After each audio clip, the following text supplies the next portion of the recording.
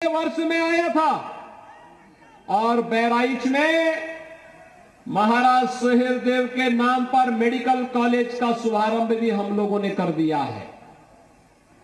बहराइच में medical college चले, एक सपना था, एक सपना था, लेकिन अब ये सपना नहीं, मोदी जी ने इसको हकीकत में बदल दिया। बहराइच में महाराज सुहेलदेव के नाम पर मेडिकल कॉलेज और महर्षि बालार्क के नाम पर हॉस्पिटल का नामकरण होने के कारण 1000 वर्ष पुरानी उस महायोद्धा को स्मरण करने का सौभाग्य हम सबको प्राप्त हुआ है, जिन्होंने 1000 वर्ष पहले विदेशी आक्रांता सालार मसूद को रौंदने का कार्य इसी धरती पर किया था। उस महाराज सुहेलदेव को सम्मान देने का कार्य अगर किसी ने किया है तो भारतीय जनता पार्टी नेतृत्व की सरकार ने किया है। भाइयों बहनों, मैं पूछना चाहता हूं आपसे, महाराज सुहेलदेव को सम्मान क्या समाजवादी पार्टी ने दिया क्या? अपना इशारा करके जोर से बताते जाइए जो मैं बोल रहा हूं। क्या समाजवादी पार्टी ने महाराज सुहेलदेव को सम्मान दिया? क्या कांग्रेस ने सम्मान दिया? क्या बहुजन समाजवादी पार्टी ने सम्मान दिया? इस सम्मान किसने दिया?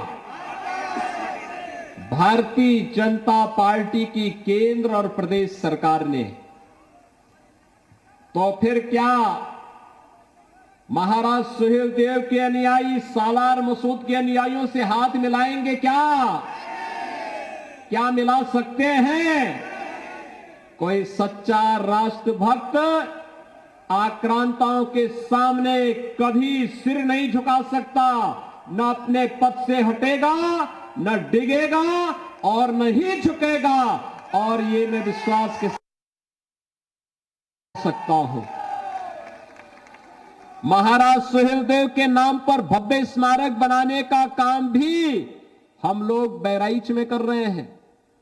भव्य स्मारक, जिस महापुरुष ने 1000 वर्ष पहले विदेशी आक्रांताओं को नाके चने चबाने के लिए मजबूर कर दिया था, उस महापुरुष को सम्मान नहीं दिया पिछली सरकारों ने।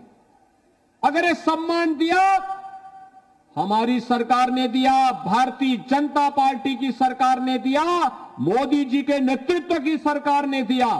और भाइयों बहनों, इसलिए भव्य स्मारक भी बनाया जा रहा है उन महापुरुषों का।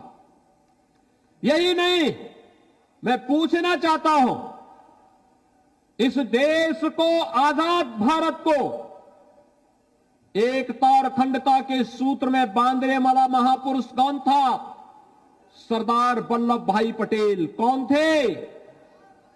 सरदार वल्लभ भाई पटेल। सरदार वल्लभ भाई पटेल जी के नाम पर भारत की सरकार ने उनकी जन्मभूमि पर दुनिया की सबसे बड़ी मूर्ति वहां पर स्थापित की है। आपको मालूम है ना, सबसे बड़ी मूर्ति उनकी वहां पर स्थापित की है। लेकिन उनकी मूर्ति स्थापित करने वाली भारतीय जनता पार्टी एक और इन महापुरुषों को सम्मान देने का कार्य करती है। वहीं आपने देखा होगा कि सरदार पटेल को अपमान करने का कार्य अभी हाल ही में समाजवादी पार्टी ने किया। आपने देखा होगा, एक तरफ पूरा देश सरदार वल्लभ भाई पटेल की जन्म जयंती के कार्यक्रम को राष्ट्रीय एकता दिवस के रूप में मना रहा था, और दूसरी तरफ समाजवादी पार्टी देश तोड़क जिन्ना की महिमा मंडन का कार्य कर रही थी। क्या समाजवादी पार्टी अच्छा कार्य कर रही थी क्या? जो देश को तोड़ने वाला, देश को कमजोर करने वाला था, क्या उसको सम्मान देना अच्छा था क्या? सरदार वल्लभ भाई पटेल का सम्मान होना चाहिए था। लेकिन भाइयों बहनों, जो देश तोड़क है, वे कहीं किसानों का शोषण करते हैं, कहीं नौजवानों के भविष्य के साथ खिलवाड़ करते हैं, कहीं राम भक्तों पर गोलियां चलाते हैं, कहीं जिन्ना जैसे देश तोड़क का महिमा मंडन करते हैं, और कहीं पर जब उन्हें अवसर मिलता है तो प्रदेश के विकास की योजनाओं पर डकैती डालने का कार्य करते हैं। एक तरफ वे लोग हैं और दूसरी तरफ जब भारतीय जनता पार्टी को अवसर मिलता है, हर गरीब को मकान मिलता है, हर गरीब के घर में शौचालय बनता है, हर नौजवान को नौकरी और रोजगार की गारंटी मिलती है, और यही नहीं हर गरीब को अन्न योजना का लाभ भी मिलता है। कोरोना महामारी के दौरान आपने देखा होगा, फ्री में टेस्ट, फ्री में उपचार है, तो वहां पर सरकार का बुलडोजर भी तैयार रहता है। भाइयों बहनों, यही तो पीड़ा है विपक्षी नेताओं को। जब कोई गरीब अन्न के लिए भटकता था, तब सपा और बसपा कांग्रेस के नेताओं को तब पीड़ा नहीं होती थी। जब नौजवान की नौकरी छीनी जाती थी पिछली सरकारों में, तब इनको पीड़ा नहीं होती थी। जब महिलाओं और बेटियों को के सामने सुरक्षा का संकट खड़ा होता था, तब इन्हें पीड़ा नहीं होती थी। लेकिन इनको पीड़ा कब होती है? जब माफियाओं की अवैध कमाई पर प्रदेश सरकार का बुलडोजर चलता है। इनको पीड़ा कब होती है? जब अयोध्या में भगवान राम का भव्य मंदिर के निर्माण का कार्य आगे बढ़ता है। इनको पीड़ा कब होती है? जब महाराज सुहेलदेव का भव्य स्मारक बनता है। और इनको पीड़ा तब होती है जब हर जनपद में एक मेडिकल कॉलेज बनाने की कार्रवाई आगे बढ़ती है।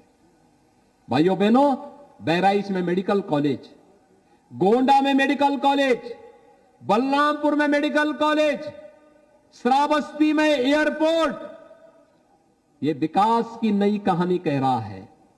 और विकास की नई कहानी, आज यहां की सड़कें चलने लायक बन गई है। नहीं तो मुझे आता ना पाना पड़ता था। देवीपाटन मंदिर में मैं अक्सर आता था, और गोंडा से देवीपाटन पहुंचने मुझे 3 से 4 घंटे लगते थे। आज आप 45 मिनट में इस दूरी को तय कर सकते हैं। यह है कार्य में अंतर।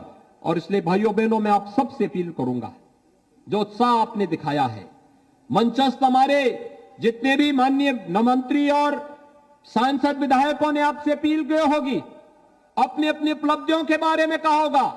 हर एक ने अपने स्तर पर मेहनत किया है। सरकार ने, केंद्र और प्रदेश सरकार ने पूरी ईमानदारी के साथ कार्य किया है।